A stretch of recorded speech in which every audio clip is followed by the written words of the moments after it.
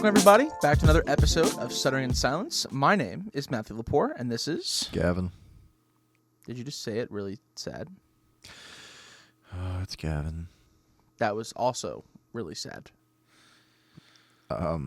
Hey, guys, it's Gavin.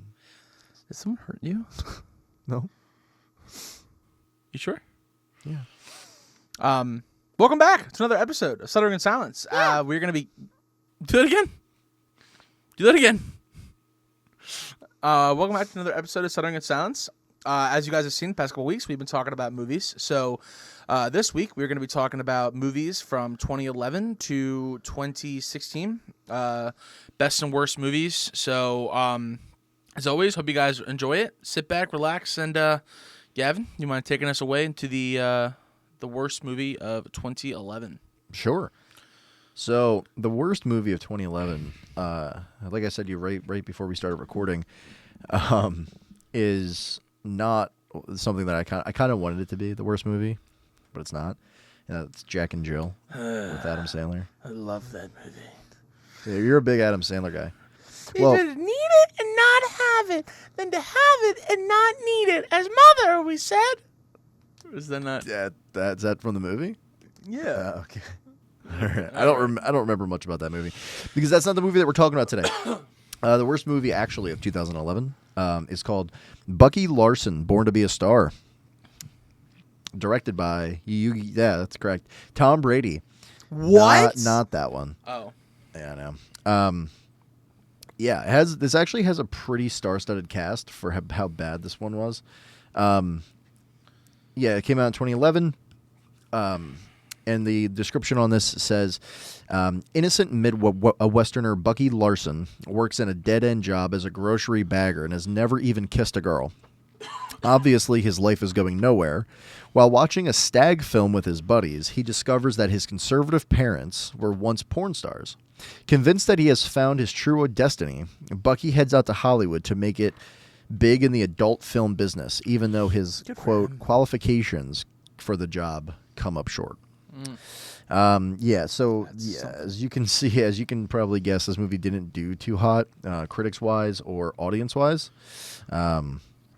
It's coming in, scoring a hot 3.3 out of 10 on IMDb, with a even hotter 3% on Rotten Tomatoes, and a whopping 9% on Metacritic. Oh, fuck Metacritic, man. And this is something that's like it has a pretty, like I said, it has a pretty star-studded cast. So for it to kind of bomb that hard, I mean, with the plot being what it is, it's not going to go over well, especially for 2011. Sure. But yeah, so it has Nick Swardsden in it. He plays the main character. He's also in like the Benchwarmers. The Benchwarmers, is that what it's called? I never watched the Benchwarmers. Maybe, I don't remember. He's like they were playing baseball with him and what's the guy that's always in? No. Danny DeVito. No, that doesn't matter.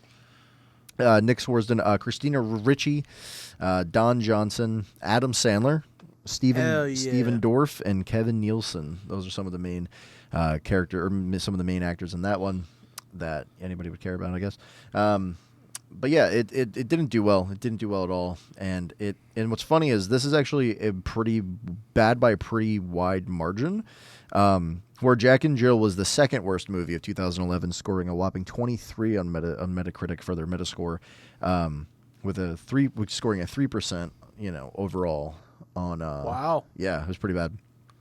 I guess for IMDb, like critic rating or whatever, this one scored a 0, and obviously a 3.3, but and a 9 on Metascore, or Metacritic. So it's pretty bad.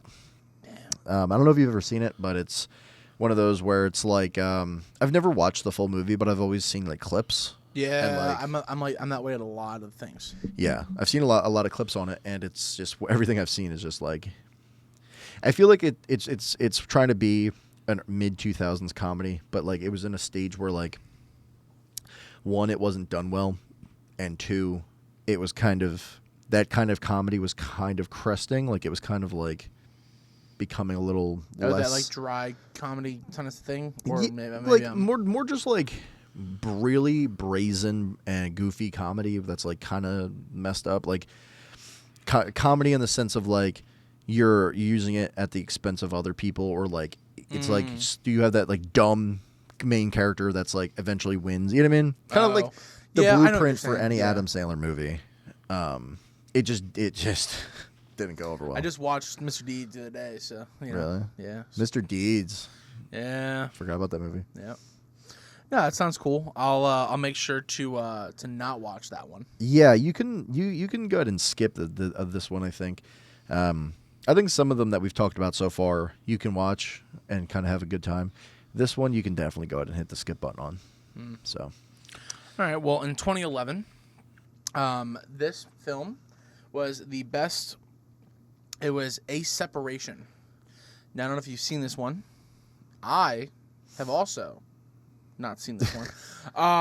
I feel bad. I really should get onto it, but you know, A Sensation is a drama mystery film that came out in 2011. This film follows a bank worker named Nader.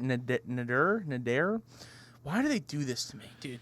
I think they're just out to get you, buddy. Whose wife files for divorce as she looks for a better life for her daughter in a different country. Nader hires a pregnant woman named Razia to look after his father when he suffers a miscarriage under his hand. Nadir's life takes even more of a complicated turn as things go downhill. This film might not be one of the biggest and most talked about titles on this list, but it is easily one of the best and is a worth watch of your time. Wow. The IMDb gave it a 8.3 out of 10. Rotten Tomatoes, this is kind of wild, gave it a 99%. Wow. Yeah. That's rare. Yep. And Just Watch gave it an 89%. I feel like as we're going through these movies and doing our research, I feel that we are seeing a lot of different critical things of these places. Like, it's like Just Watch came up. I didn't even know who Metacritic was. Yeah. And I didn't. Yeah, Just Watch is a thing that I haven't seen. So it was on there. I put it in here just so you guys can know. But I feel like most of the ones that people are going to be looking at for movies like this are going to be IMDb and Rotten Tomatoes. Say what you want about Rotten Tomatoes. I still look at them and be like, oh, is this movie good? And it got a certain percentage on Rotten Tomatoes.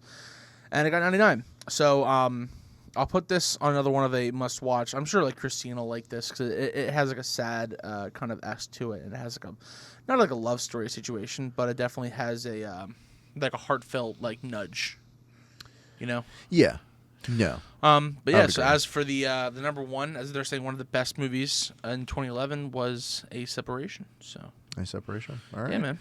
Yeah, I've never seen that either. I've never even heard of it, but 2011 was I think it was kind of an off year for movies. So, Oh, Hundo P. but that having such a good a rating is kind of surprising to me. Yeah, 99%. So coming in hot starting off in 2012 here. Yeah, baby. Coming in hot for the quoted according to IMDb worst movie of 2012 is Resident Evil Retribution. Oh yeah, okay. I remember playing these video games when I was younger on the Wii. Yeah. Yeah. The games are much better than the movies, for the most part. This is better than the last one we just talked about. It's coming in at a 5.3 out of 10 on IMDb, with a 28% on Rotten Tomatoes and a 2.4 on Letterboxd. Doesn't show a Metacritic score here, and I'm not going to dig for it. God, So I hate Metacritic. Okay. Say how you really feel. They can Metacritically suck my. Yeah, okay. So the description of this movie here is: as Umbrella Corp's deadly T virus continues to turn the world's population into legions of flesh-eating zombies, Alice, the human race's last hope, awakes deep within Umbrella's secret operations facility. The further she delves into the complex, the more of her mysterious past is unveiled. Her global hunt for those responsible for the outbreak leads to a mind-blowing revelation. Aided by friends old and new, Alice fights to escape from a world on the edge of oblivion. Oblivion. Yeah. Some notable main characters here. Mila Jovovich. She's been in all the Resident Evil movies. Sienna Gilroy, whatever. I don't know. She's in it. Michelle Rodriguez, coming in from Fast and Furious. Yep. As Letty. That's right. I think so. Yeah. Yeah. Kevin Durant, not Kevin Durant. I was about to shoot basketball. You know, he's the guy from the newest Planet of the Apes movie. What a wonderful day. Oh, yeah, that's him. Oh, interesting. Yeah. He looked a little different though, I feel, in that movie. I thought he was looking pretty normal. No? You don't think? What a wonderful day. Didn't have a British accent. You want a spot of tea for that, my sir? What a wonderful day. You know? It's not even British, I don't think, at that point. I don't know what that is. What? Oh, there we go. What? Oh, Tuesday, isn't it? I'll just let. It's like for free. Yeah. So this was the worst movie of 2012 according to like I said, IMDb. I saw it years and years ago. I watched all these movies kind of over time. They just got worse and worse and worse and worse. Like even the first one wasn't. I wouldn't say the first one was good or like great, but like just how bad these things got over time kind of goes to show like they didn't care. They didn't care about them. They just kept making them. Yeah, I remember playing it on the Wii because I remember it was kind of a rail game.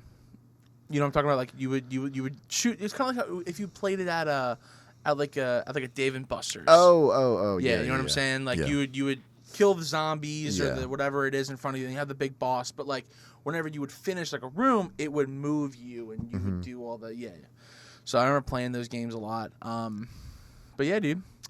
Now. You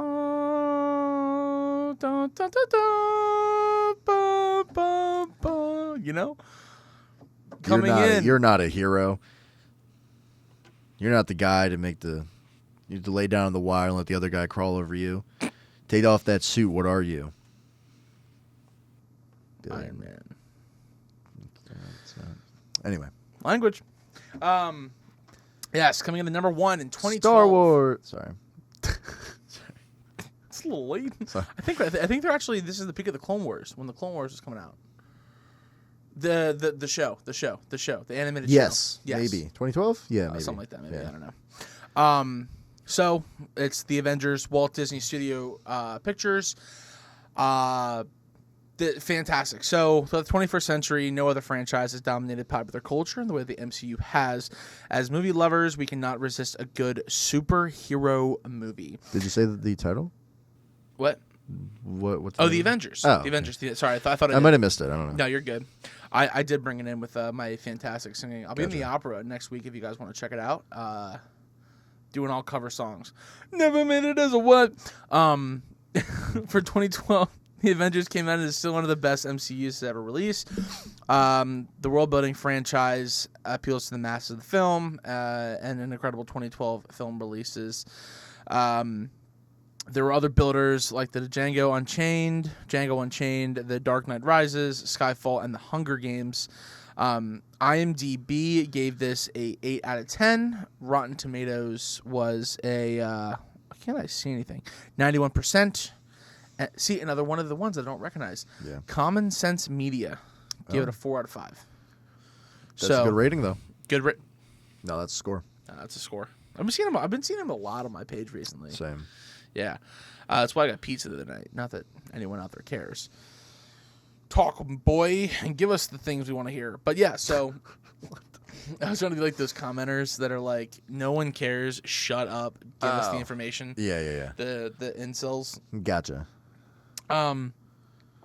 Yeah, fantastic movie, dude. It was my dad's a big into like comics and all that kind of stuff, and some of my brothers and I loved them. You know, I was never really big into superheroes, and you know, you knew about Superman from DC, and you knew about like Hulk from Marvel. But I think what they really did was they made it not a kid-friendly necessarily thing, but like the kids could get into it and adults could get into it. And when you have your little Jimmy and little Emily sitting down wanting to watch this movie, but the parents can also get into it, you know, you don't have to worry about like Batman going, you want some of this? Okay, do. You know? Yeah. Well, yeah. That was a great a rendition of Batman. That was great. You know that meme though. Yeah. Yeah.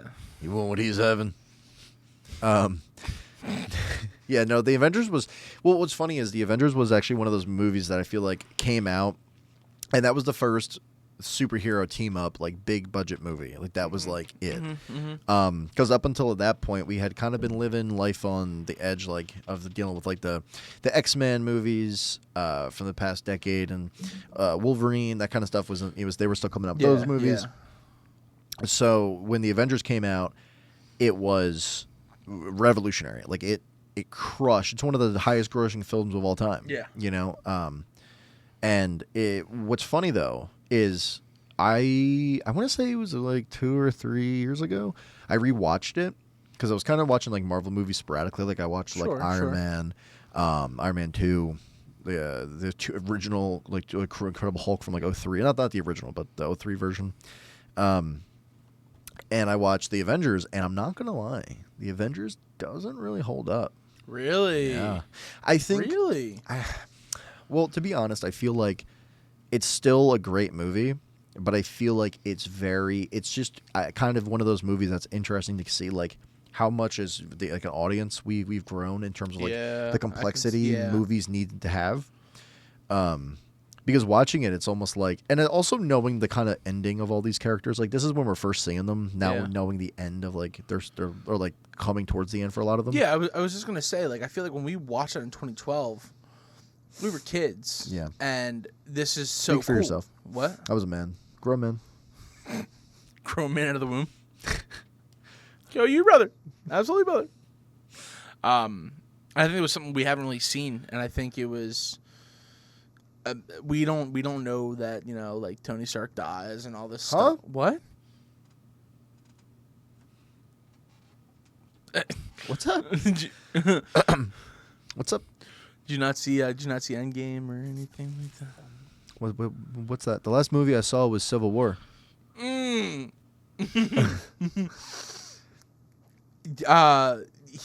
dies of laughter. Oh, because like from like all the Thor and America jokes and I thought you were gonna say he dies from like stealing the Infinity Stones from Thanos' gauntlet and making his own gauntlet out of the nanotech suit that he has that he introduced in Infinity War, and then made so he'd be able to do the snap. That would have been crazy. So I'm glad that he was just dying of laughter. Brother, I got some news for you. I did. I don't want to harp on the Avengers too much, but yeah, it's when it came out, it was amazing, and it was in that era where, like I said, we hadn't really been consuming media to the same degree that we are now by a long shot. So it was one of those things where when it came out, everybody had to go see it. It was kind of like the end of an age for going to the movies, I think. I would agree. Especially now with TikTok and how big YouTube is and the illegal streaming sites that people use and like usually Netflix. No. I just know they're out there. Oh, okay. Fun fact, there is one that just like one of the most famous ones just got hit with a cease and desist. 1, 2, 3 movies, right? No, that was a while ago. Really? Yeah, no. The Stream East for like sports. What? Yeah, allegedly. I saw it on Twitter the other day or yesterday. But yeah, so the Avengers was just it was one of a kind, I think. Nice. But anyway, so 2013, man. Moving on to 2013, the worst movie considered for 2013 is a movie called Movie 43. What? Yep. The description here is 12 directors, including Peter Farley, Griffin Dunn, and Brett Ratner, contributed to this collection of outrageous spoofs and stories. A seemingly perfect man has an unusual blemish on his neck in, quote, The Catch.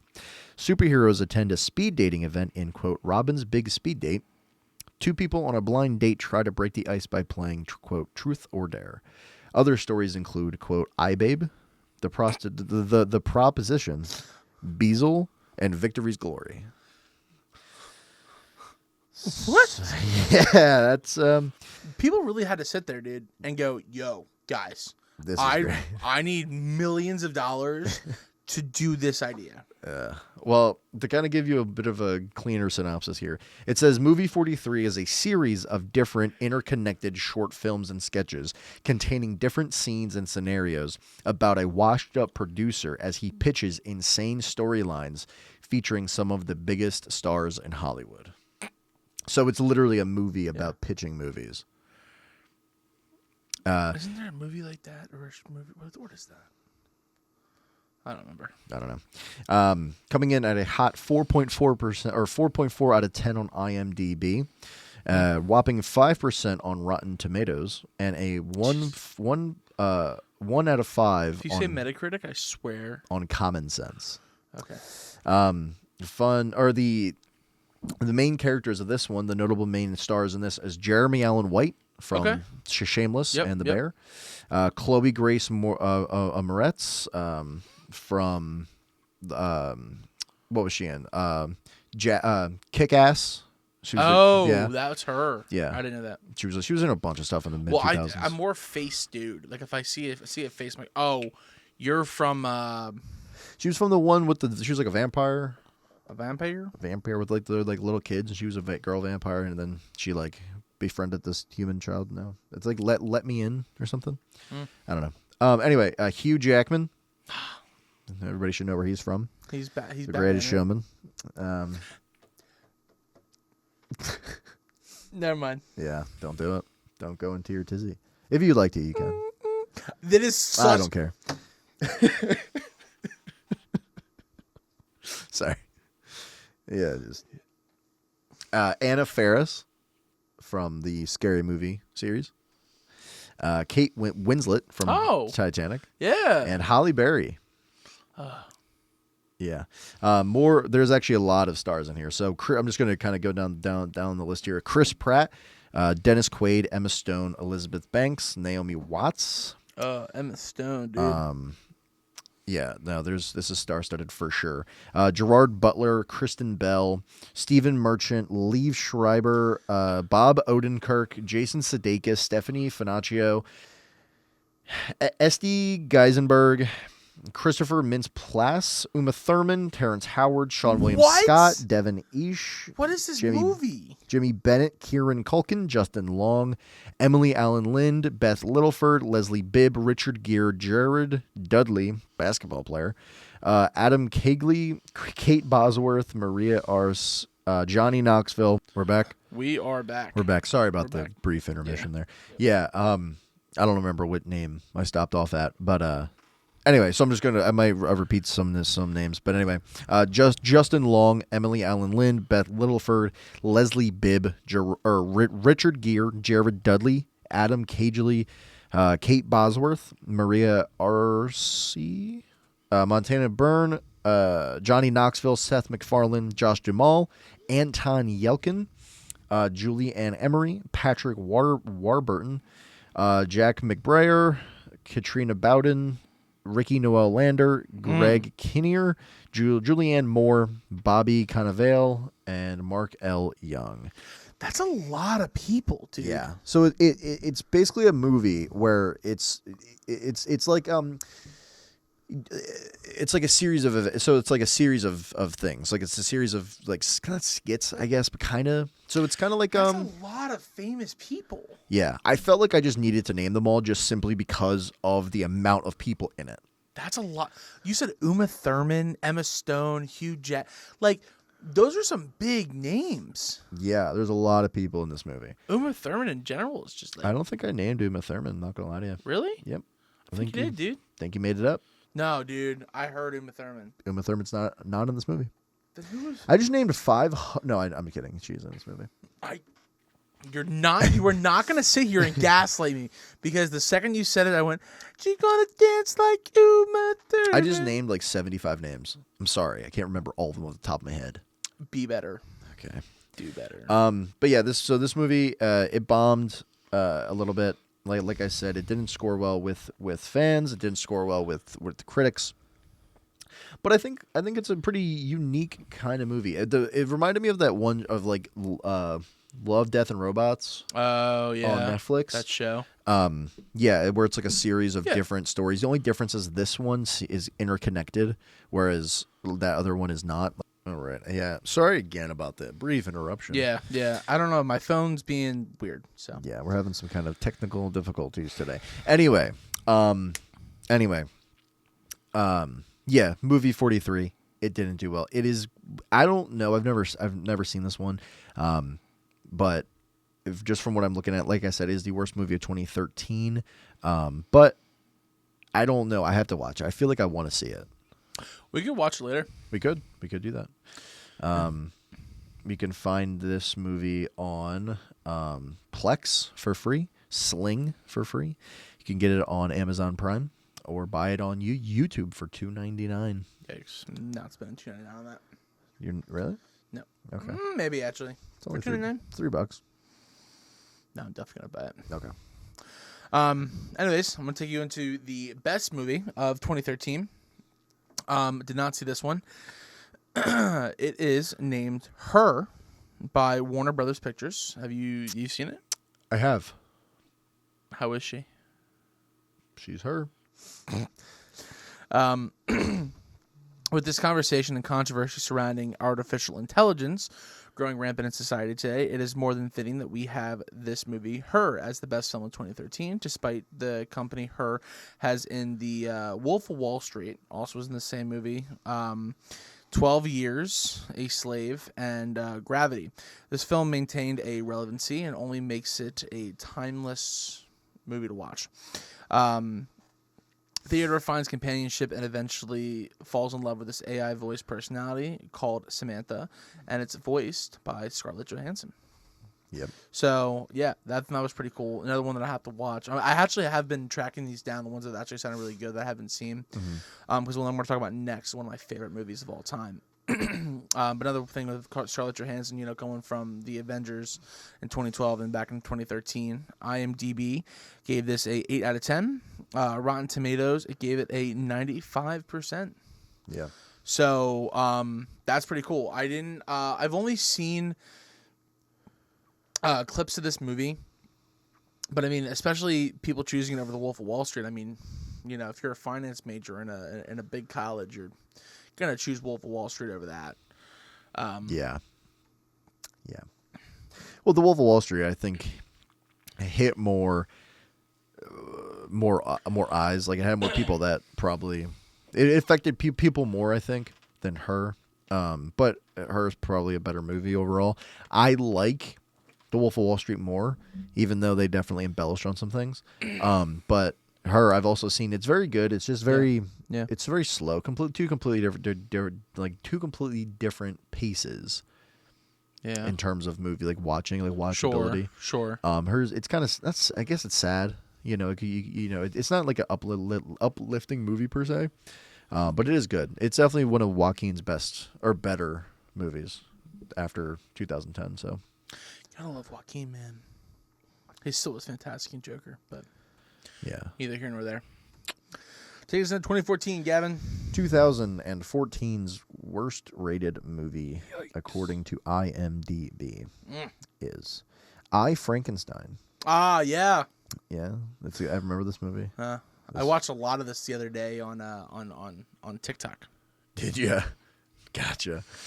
The synopsis here is 2 centuries after Dr. Frankenstein assembles and reanimates his creature, Adam is still living. He becomes embroiled in a war between 2 immortal races, the gargoyles, their traditional protectors of mankind, and evil demons.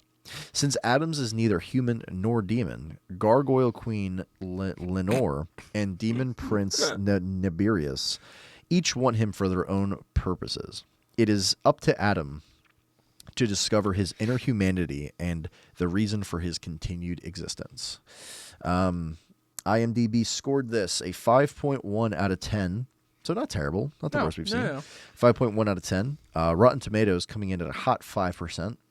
And Letterboxd coming in at a solid 1.8%. I was going to say. It's not Metacritic, dude. Jesus. All right. Metacritic scored. Some notable cast members starring Aaron Eckhart. He was in Battle Los Angeles. Or Battlefield Los Angeles. Yeah. That was actually kind of a creepy movie, low-key. Yeah, Bill Nye from the Underworld movies. Never watched Underworld. You've never seen the Underworld movies? No. Oh, Jesus. Well, that's going to change. It'll change your life. Caitlin Stassi and Penny Higgs is who they list. So, and Miranda Otto.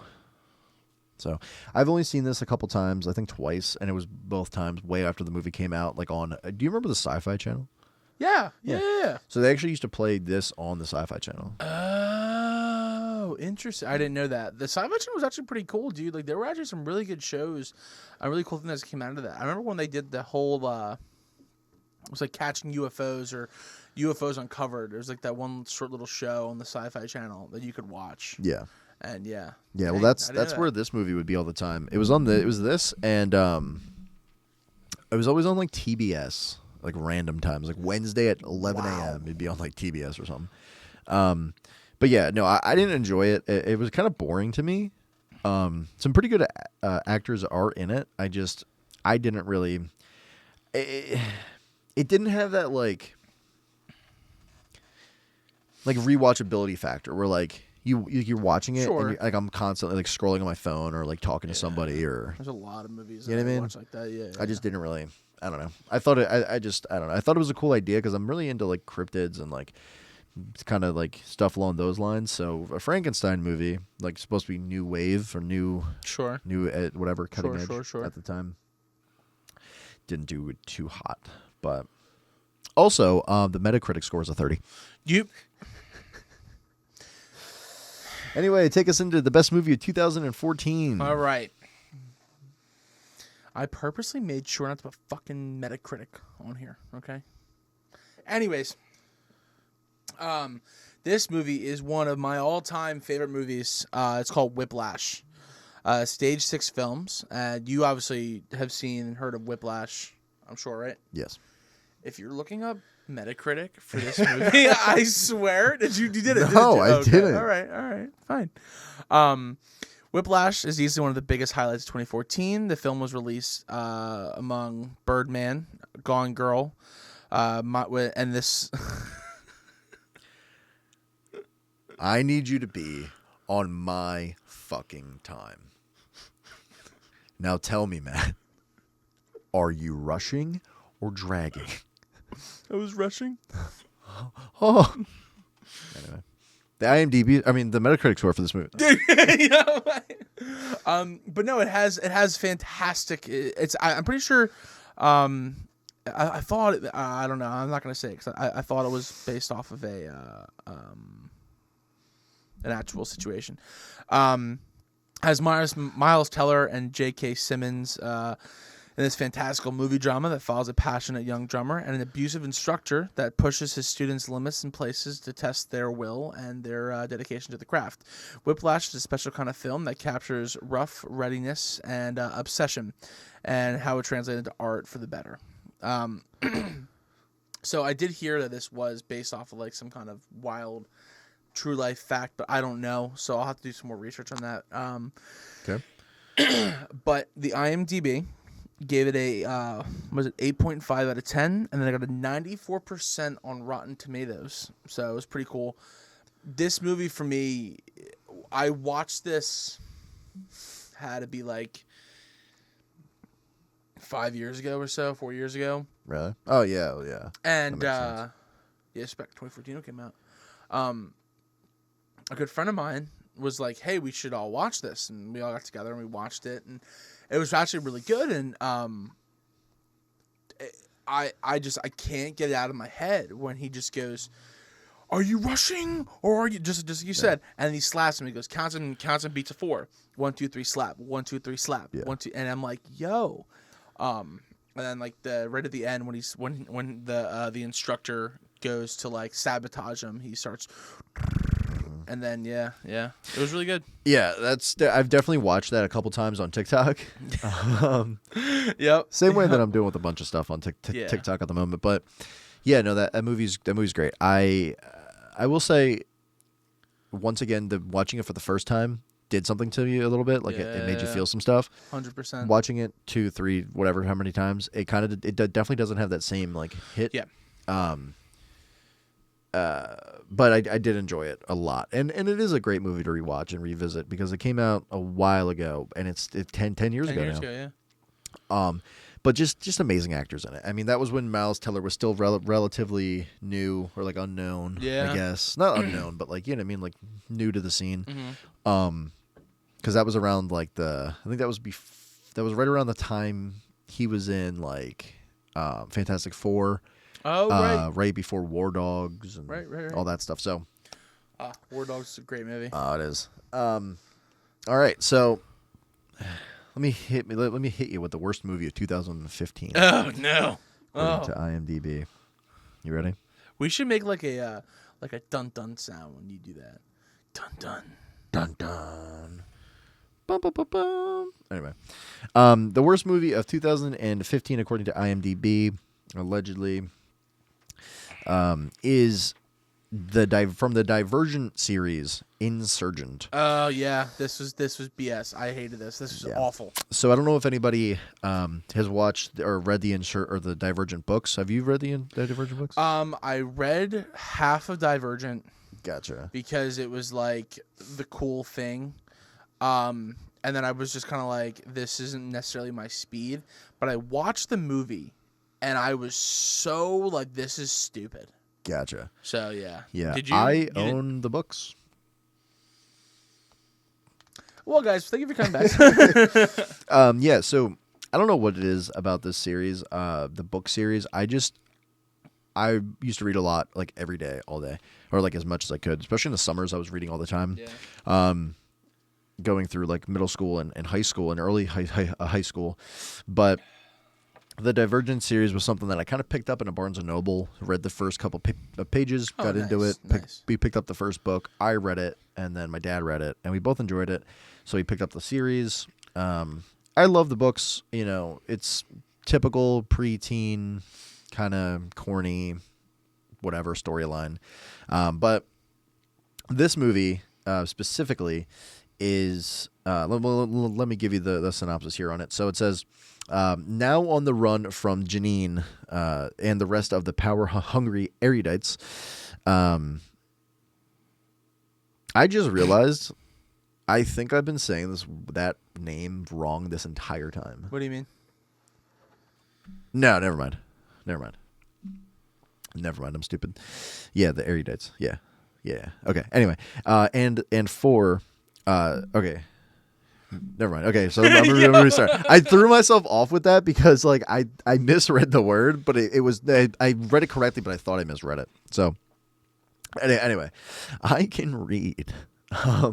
So it says, now on the run from Janine and the rest of the power-hungry erudites, Triss and Four search for allies and answers in the ruins of Chicago. They must find out what Triss's family sacrificed their lives to protect and why the erudites will do anything to stop them. Side by side, Triss and Four face one seemingly insurmountable challenge after another as they unravel the secrets of the past and, ultimately, the future of their world. Okay. This was rated a 6.2 out of 10 on IMDb with a whopping Rotten Tomatoes score of 28%. Letterboxd gave it a number, don't know because it's not on here, but it's a 42% on Metacritic. Piece of shit. Yeah, this one was the third movie. Yeah. This is the third movie. No, the second. Sorry, this is the second. Yeah, no, this one was pretty bad. I've seen all the movies. This was supposed to be. So what's funny was, do you remember 2015 to 2013 to 2016 for movies like preteen movies and stuff? Sort of. I don't. I'd have to look because my timeline's all messed up. So I was doing this like when I saw like Shark Boy and Lava Girl. I thought that was like 2004. Yeah, I thought that was like 2010, and it was not. So I don't Jesus, no. So 2015 to 2016, 17ish, I guess. They were pumping out. They were trying to put out as many like preteen romantic or like comedies or dramas or whatever, and it was all based on books, and it was all based on and it was just that Tumblr Sure. era, you could say, to a certain degree. This was supposed to be the pinnacle, of that. This was supposed to be the mecca of series and trilogies, because the books sold really, really well. They really resonated with a lot of people. A lot of people found interest in them. They made the movies, obviously, and the first one did well enough. This next two were just terrible. I think the third one's the worst rated one, but I could Really? be wrong. I could be wrong. Yeah. So because the way that the books go, is they flow very nicely. Yeah. Right. You get to see really each character and why they're doing what they're doing, what they're thinking, what they're feeling, kind of going through it that way, and the story flows very, very very nicely book to book, in my opinion. The movies do not. The movies cut out so much stuff. I hate when they do that. And I get it, you have to, or else it's going to be an 8-hour long movie. But they cut out some pretty big things, and they cut out things between interactions between characters that would make the movie make more sense as to why they're then doing this thing. You know what I mean? Okay. They're cutting out big plot points there, and then they just kind of it felt like it was a cash grab, especially on the third one. But this one was kind of the red herring, I guess, for this was not going to go well. Oh. You know what I mean? This was just. It didn't perform well. It could have performed it could have performed worse, because people were still going and seeing it, because after the first one. Yeah. But yeah, this one didn't do well. Damn. So that sucks. we can watch it. I'm not watching Divergent or the fucking. You know what I'm talking about. Is your Divergent My Harry Potter? Nah, it's not that bad. You don't hate it that much. No. I don't even think about it. Harry Potter is just such a fantastic movie that I can't imagine anyone would ever hate it. I understand. I understand. Anyway, hit me with the best movie of 2015. 2015, to round the whole podcast out today. Probably should switch the camera back to me. Probably. I'm not good at my job. Lisa, Mad Max Fury Road. Oh, yes. Yeah, man. Yes. This is a sci-fi epic, Mad Max Fury Road. Despite the fact that 2015... Yep. Wow. Stuttering in silence. Welcome. Despite the fact that 2015 happened to give us one of the best horror films of all time, it follows... Interesting. As well as critically acclaimed X Machine. We just talked about it 2 weeks ago. X Machine. Ex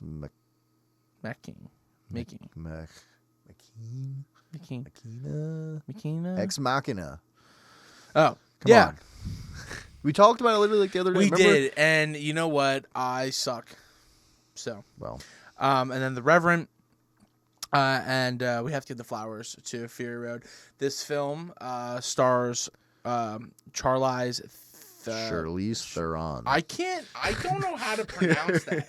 Charlize Theron, Tom Hardy, Nicholas Hoult, and gosh darn, Zoe Kravitz. Follows the action-packed a lot. See, you know what it is?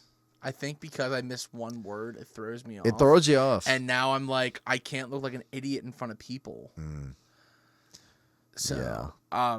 Well, I think that ship sailed a while ago. Did it? Yeah. The action-packed alliance between the Operator Furiosa, Theron, and Max, which is Hardy, as a plan of a daring escape across the desert land. So, as I stumbled across that, and with massive embarrassment on my end, the IMDb gave it a 8.1, which is pretty good. Rotten Tomatoes was 97%. Wow. So really, yeah. Rotten Tomatoes. I have noticed while we're doing all this, they've been a little lenient. You don't think it deserves the rating? No, I think so. So I thought it was really good. Why would it be lenient? I don't know. Just a little. It's always a little better than it is for IMDb. Yeah, IMDb is a bit. harsh. They are harsh, but someone's got to be harsh. Well, right? you know what? You have IMDb, and you have Fucking Gavin. the worst of the best one. I Really, hate them. the most fair across the board ratings system has got to be from Metacritic. I think. Did you look it up? Yeah. No, I didn't. Okay, good. Yeah. I'm going to. I hate you, dude.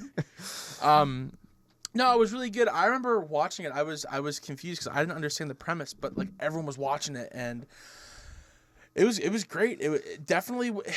I don't know how to describe it, but it's a lot of the stuff is out there, and the massive trucks and the fucking like the I don't want to say like dune buggies, but like Yeah. you know what I'm saying? Yeah. The train. It was all cool, and you weren't expecting all that, and it was very different than all the movies we've seen. I thought it was fantastic. Well, I'm going to be honest with you here. I hated it. So, real quick thing before he continues, everyone out there, Gavin hates all movies. I have been to 1,008,972 cajillion movies with this man. Hates every single one. Gavin, go ahead, take it away. I don't hate every single one. Look into that camera and say that. I don't hate every single one. I hate the ones that are bad. According to me. It's okay. I don't know. I think my taste is a little eclectic, especially with music and movies. I get it. So no, I don't give you shit for that. I just think it's funny. Yeah. Well, but anyway, getting bullied on my own podcast. Got it. Get wrecked. Metacritic. No. Harry Potter sucks. I'm not gonna get bullied on my own podcast. This is bullshit. He said I hate Metacritic. Okay, I hate them. I don't know why I hate them, but it. Why? What's the matter? Oh Jesus! Pulled out some gore pig there. This is Daddy Pig. Wait, he goes. This is my little brother Trevor. Jimmy. This is my little brother Jimmy. This is Mommy Pig, and this is Daddy Pig.